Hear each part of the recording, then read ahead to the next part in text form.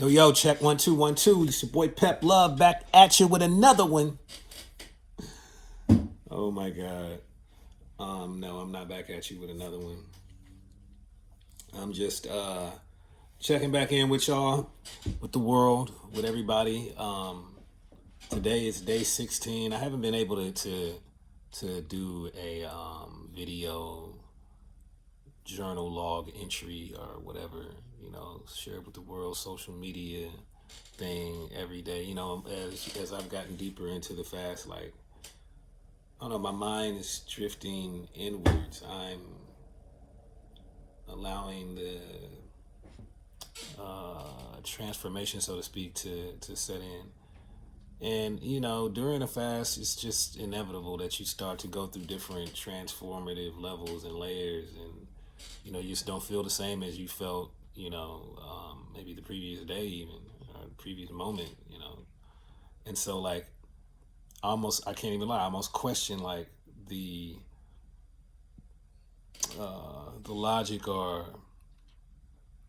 the reasoning behind making a video log, and sharing it with the world. Like, it's kind of like fasting is like a going inward thing, and it's not really about like telling the world about it. But because I remembered why I was doing it, because I started to just get into it for my own reasons, but start to just feel the effects and the transformative effects of fasting, and the rigors of it. It's like you putting yourself through a crucible. But I was able to snap back into my reasonings that go beyond just my own personal self and my health and my mind. It's also because I wanted to commemorate my father, my dad. It's the 10th anniversary of him leaving this earthly physical plane and going to the next, because it's a spiritual substance to the reasoning behind this that is very personal, but also universal. And I just wanted to stay well in touch, and to stay cognizant of that fact that this is for my dad. This is for a very special person. This is to commemorate a very special person that did some things to I think have a positive effect on the world, with the civil rights movement and some of the brave gestures that were made by my dad and people like him to help bring this world into its maturity, to where we evolve and grow beyond human cruelty and discrimination and bias, and some of our more crude and brutal ways that humanity has displayed.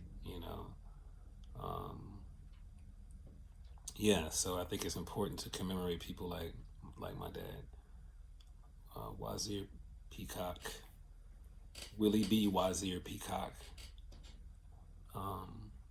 And yeah, but otherwise, I keep rolling with this. This is, time flies. I remember it seemed like just the other day when it was just, the first day. And now 16 days, we 2 weeks in. We're 2 weeks in, and it's definitely a very personal journey. I fasted other times, and I didn't even talk about it to anyone. This is the longest fast that I'm attempting to do, and it's also it means something. I'm doing it in commemoration and dedication to my dad, and all the people who knew my dad, and who know me. I think it's something that I would at least want them to know. So I did, before I even started making these videos, I did tell some friends about it, and we keep rolling. But as the days go on, I'm getting, there's more days racking up. I'm getting deeper and deeper into it. And I think that maybe, but I told I said it to everybody, and I said it on my video post that, how long I intend to go. I intend to go 6 weeks.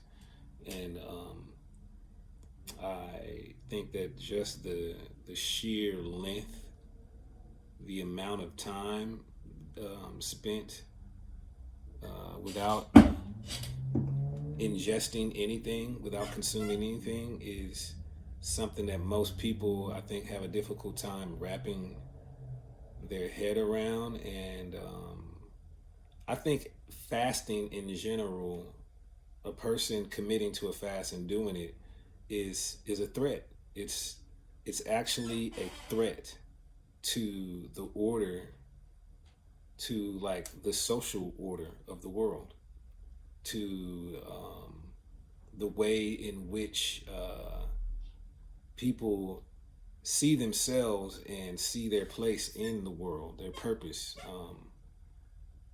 It's a threat to the status quo that I think that a lot of people, even, not to say anybody who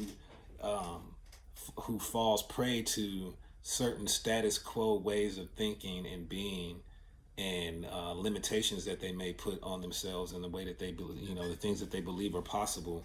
These aren't bad people. These aren't dumb people. These aren't well enlightened people. But this is something. This is a force that transcends the will of an individual. It is it's more of an elemental force. It's an all-encompassing. It doesn't matter what kind of person you are, what kind of thinking you have. We can all easily be, even with the intelligence, even with the information to know better, you can easily be pulled into some of the assumptions and prerogatives of the status quo. And then when something rises up into your field of awareness that questions or challenges the status quo, if you find yourself being on the side of the status quo, you will feel that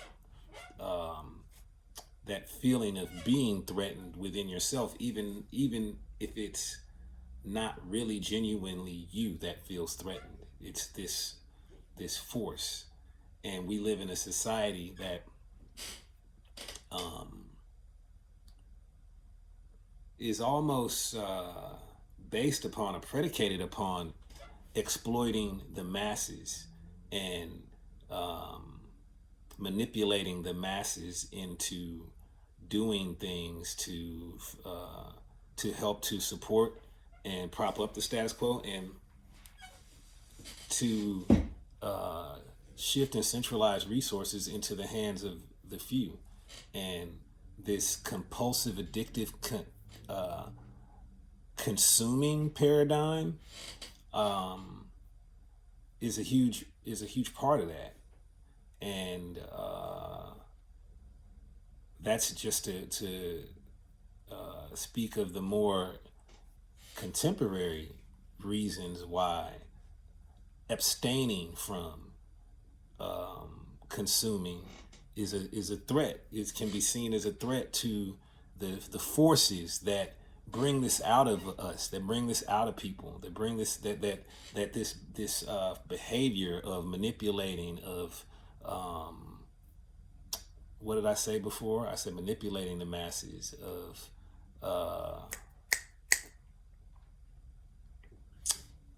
what's the word that I'm looking for? Not patronizing, exploiting the masses, exploiting each other, of one person trying to outpace the other, or this tendency to try to bring nature to heel, to control everything. These things that seem to be just human nature are not really human nature. War, discrimination. These are not this is not human nature. This is demonic nature.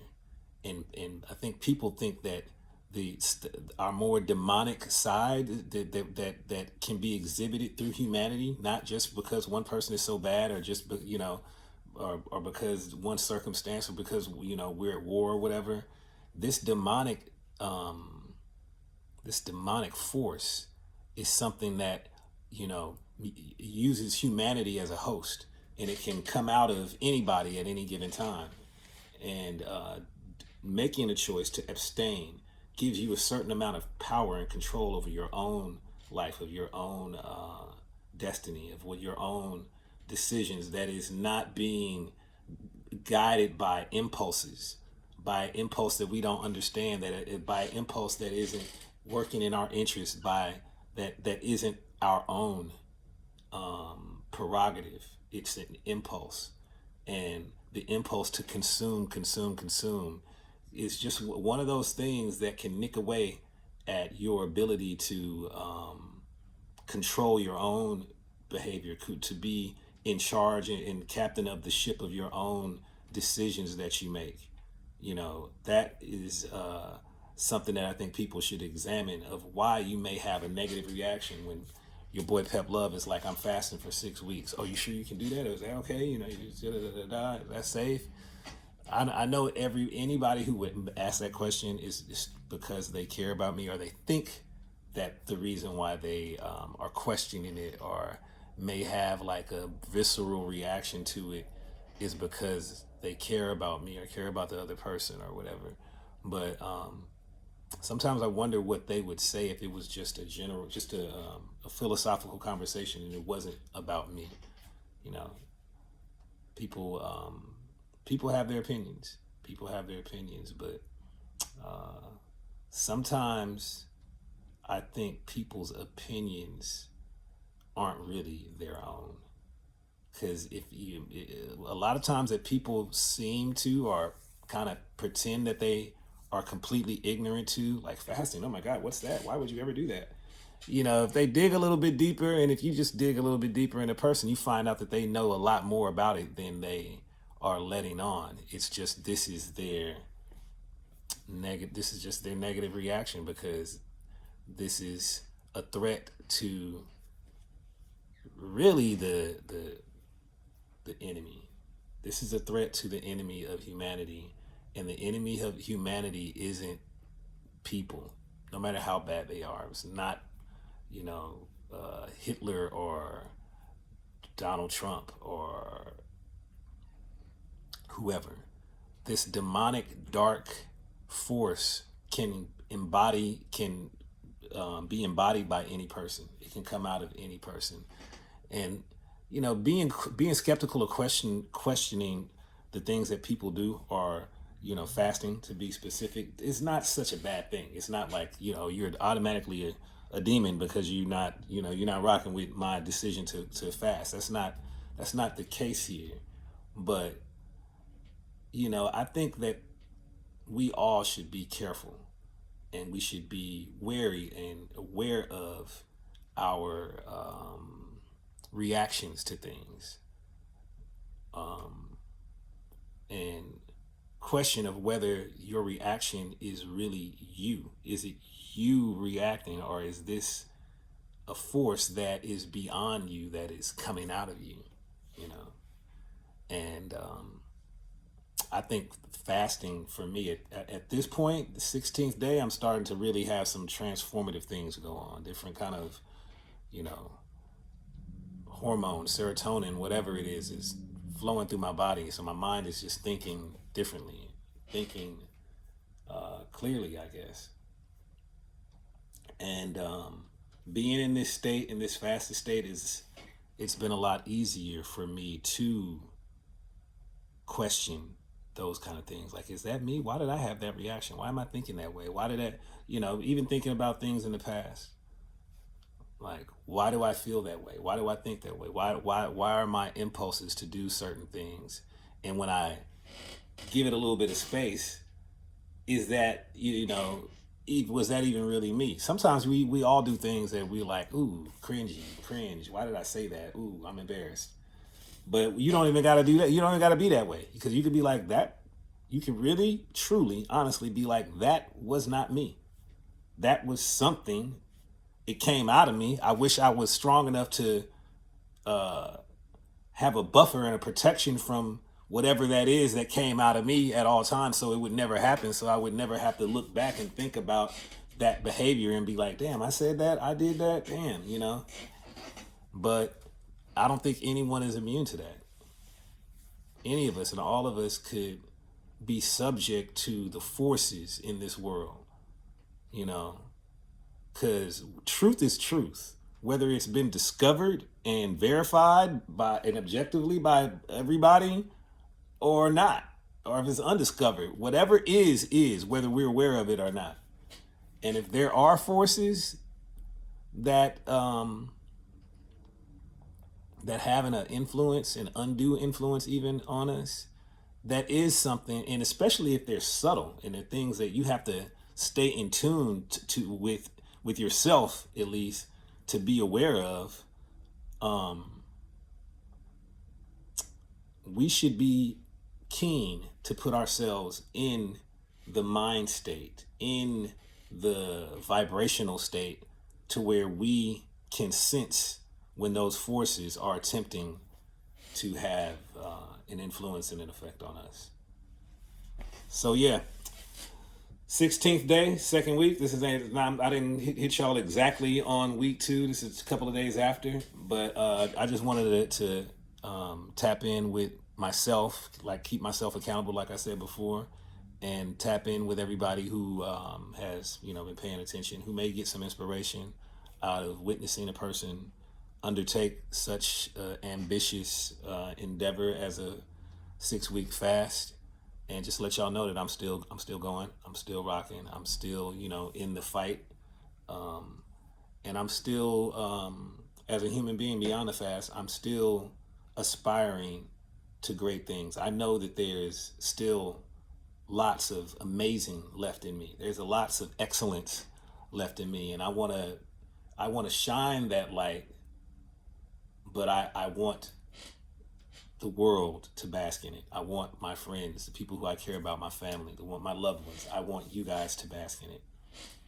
So yeah, week 2, 6-week fast. My name is Pep Love. Fast is in dedication to my father, Willie B. Wazir Peacock. 2026. This is August 4th, 2026. And we shall continue. All right. Peace, y'all.